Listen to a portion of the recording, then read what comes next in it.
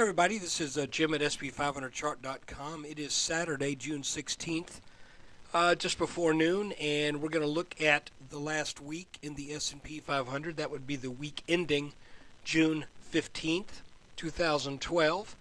And we're going to try to make a little sense out of the week, see what worked, what didn't work, and as we go forward, maybe get a feeling for the future direction of the S&P. But before we do so, I just need to remind you, as always, that SP500chart.com and this video are for educational purposes only. Nothing stated at the site or in the video is intended to be used as investment advice.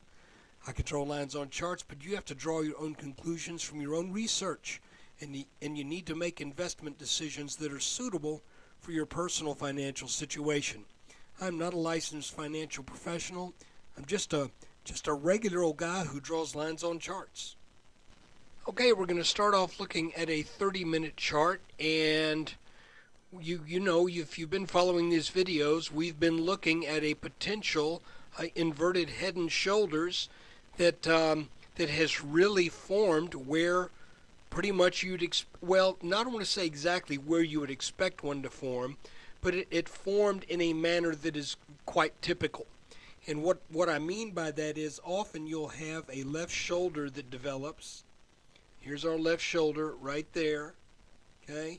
That left shoulder will often develop as a break from a downward channel, or if it is an ascending channel, then it would be a standard head and shoulders could be where the break occurs getting underneath the channel, breaking that support line. But since we're dealing with an inverted head and shoulders, everything is inverted. So we had a downward channel that broke sideways, didn't really break up that much, but it did break this channel, then came back down for a back test. That is where you often get the head forming. Then it came back up, consolidated, which is where the right shoulder typically forms. And now it appears as if the market has given us a good clue that it wants to get on up and out of this pattern, and when it does so, and it almost did on Friday. I'm not totally sold on that 7-point break of this neckline. It could very well be that's what we're getting here. But it looks like this, in terms of symmetry, could be a little bit premature. But you need to make that call. I can't make it for you. So as we look at this, it's funny because I drew this little target area on here, and my intent with that target area was to kind of highlight where, if this pattern was symmetrical with regards to the timing of the breakout, it should have happened, Tuesday or Wednesday of next week. Instead, it's almost as if the S&P came chugging along, saw this big boulder that I drew on the chart, said, you know something, is that a target? And the market said to itself, no, I don't know if that's a target. That thing sticking out of the top of it might be a fuse. I think that's a bomb. We better not get close. So I think what's happened is the market saw my drawing here, misinterpreted the target as a bomb, and decided that it didn't want to touch it. So therefore, it started to get potentially up and over it going into next week. Obviously, that's silly, but I think it's funny.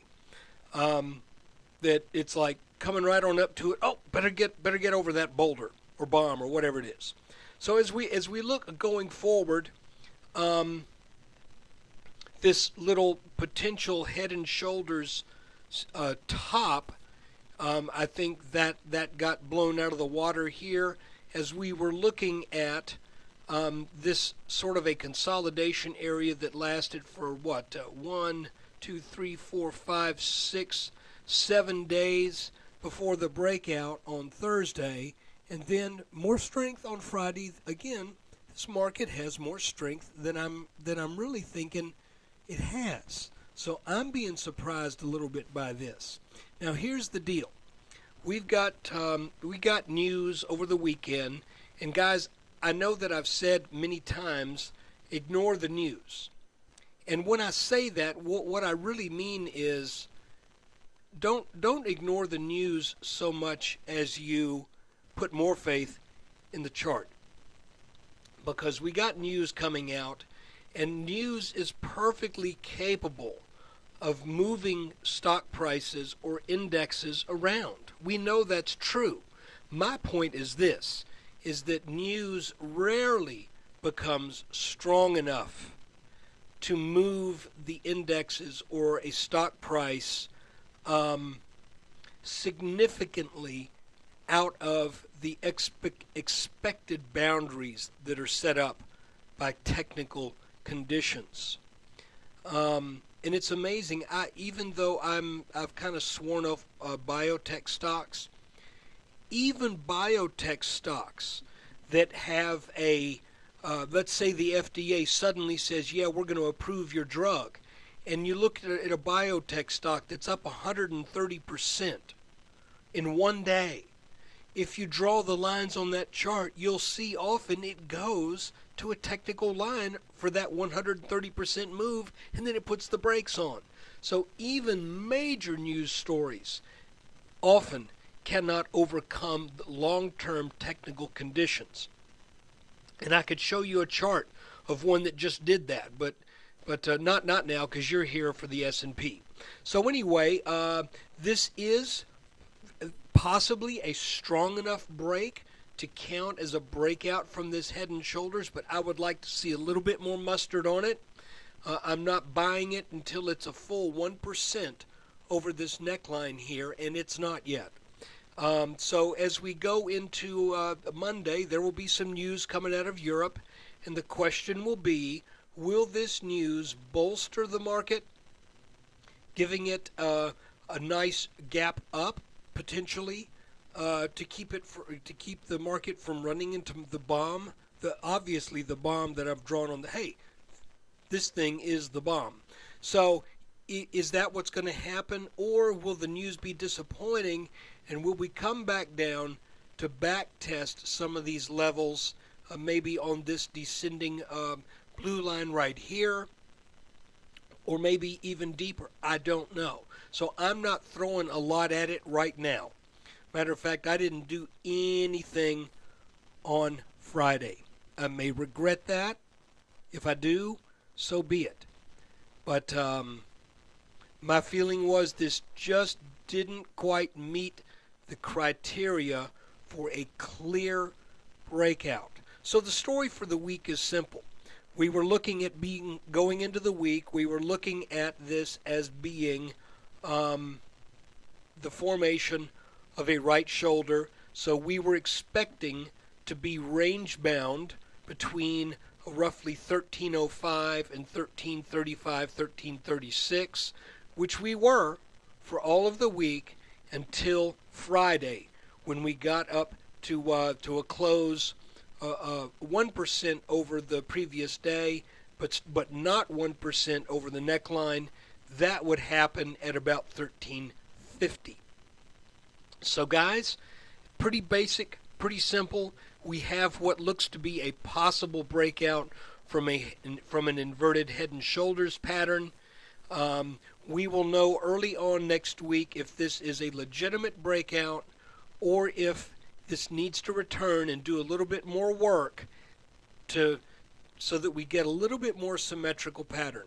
I would love to see that, but you know as well as I do, there's no guarantees that will take place. I think we look at this neckline, and if we get another 0.5% or so above it, then we look to this neckline as support and a buying opportunity. If the market were to quickly return to this level on Monday morning, then firm up there and then start to head back up, then that might be another opportunity to go long in this market. But you have to do what you know is best for you. I want to draw a couple lines now on the 5-minute chart. And these may not have that much significance, but I need to draw them just the same. We have what appears to be some rising resistance right here that's lasted for the last 1, 2, 3, 4 days.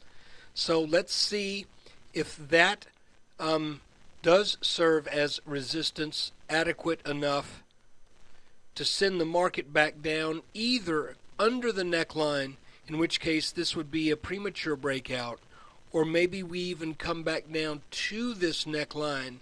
And if we do, I would like to see a little consolidation down here, maybe some little pattern such as what we get at some of these little bottoms here, where we come down, back up, down, and we actually end up making a very small little head and shoulders pattern, even on a 2-minute chart or something like that. But for right now, you know, we've got a little bit of reasoning here to expect that maybe that late day Friday move might encounter some selling pressure early on in the week. But again, there's news out of Europe, and it could be good, it could be bad. So right now, from a purely technical standpoint, this isn't quite a breakout, but it's darn close. So look, guys, that is it for the weekly update. Again, the weekly call was just mostly sideways with resistance around 1305. Excuse me, support around 1305 and resistance around in the mid 1330s, and that pretty much played out until we got over that neckline by a probably technically significant margin. But like I said, I'm not quite ready to say that that is a legitimate breakout, and I'm saying it for an academic reason. I'm not saying it because I doubt it, because of news, or I doubt it because of my personal feeling or my position. I say that because the way I learned this was you look for a technically significant move in something like an index of at least 1%. So let's see what Monday holds. Appreciate you taking time out of your day to watch this, and I appreciate it if you're a subscriber very much. The website has gotten really what I would consider tremendous support, and I can't thank you guys enough for the way you've just supported what I do here. And if you're not a subscriber, I hope you enjoy the late release of the daily updates and the on-time release of this weekly update. And by the way, I think you got a pretty good update today, because there's something technically significant maybe in the works here in the S&P. So look, take care. Thanks.